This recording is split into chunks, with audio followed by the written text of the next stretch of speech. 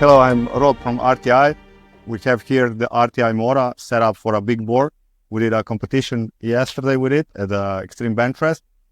So this gun has a 9mm or 357 caliber with a 700 millimeter barrel. Right now, also the silencer is mounted at the back. If we start from the back, we can see now we have bigger magazine. You can also see there are small holes which are used to check if the gun is leaking, because each hole corresponds to one specific O-ring. So that's basically new. The trigger has been enhanced, so it's a very light trigger. In grams, it's about 80 grams. Sorry, I don't know in imperial units. So I'm gonna let Gregor to do a little more depth about the gun. So maybe a couple of words about the shroud and suppressor. So this is additional suppressor.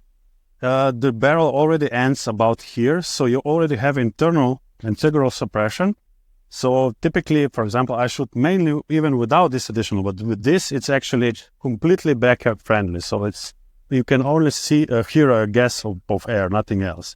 So we have a double regulator, primary stage and a secondary. So I cannot turn around the gun right now because we are at the range, but this side has an external adjustable regulator.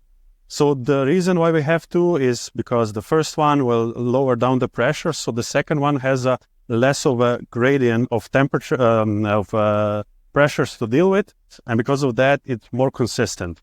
You can set the regulator down to below 80 bars or up to over 200 bars. For example, right now we are shooting Zan projectiles at roughly 970 feet per second. These are 125 grain, so a lot of energy, over 250 foot-pounds.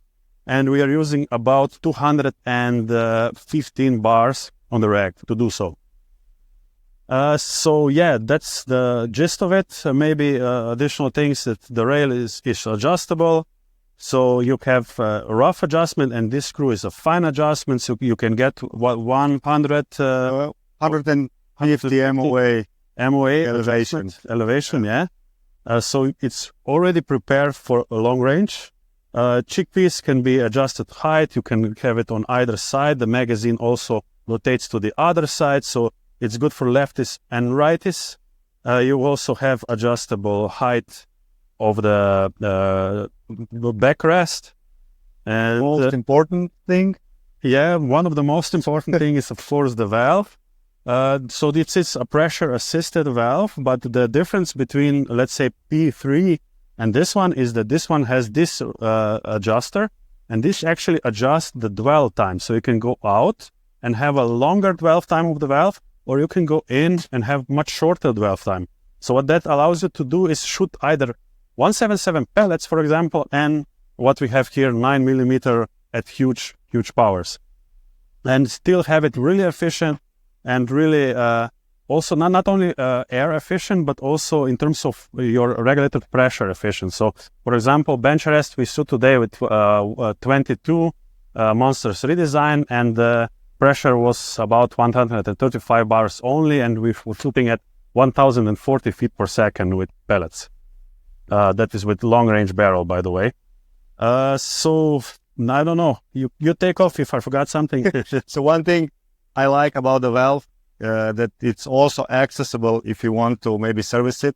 You don't have to take the whole gun apart, because usually, with bullpups and also with conventional designs, if you want to get to the valve, you have to take everything apart. So with this design, if you see, you can actually see it's actually angled a little bit. So that's why it's exposed. So if you unscrew the nut, obviously you have to bleed the air. You unscrew the nut and you can take the whole valve assembly out, and also then you can access the valve seat. You can take it out as well. So that's what I like a lot, because we all know how, it's not easy to get the whole thing apart. The length of the projectiles, if you use a magazine, you can put in 22mm long projectiles, and without it, you are able to put like 1-inch projectile into the barrel. So single loading. And also the pellet pusher, we don't see it now. I can remove it. The pellet pusher is adjustable by length, so you can actually adjust how far in you want your projectiles to be seated. So obviously, you always want it to pad the transfer port. So this setting allows you to do that. And something which we didn't have before with other models is the barrel nut. You can see it here. This one has it installed. So this allows you to have like 2 points of attachment, or if you remove it, you can have it truly free floating. So meaning that the barrel only touches the bridge block and everything else is untouched. So it's up to you what you think is best. In our experience, we don't see really much of a difference, but it's up to the shooters to decide. Maybe one more thing is the bottles. So this is 700 cc, and typically you will not see 9mm with 700. You will actually see it with 1100. So that's 1.1 liter.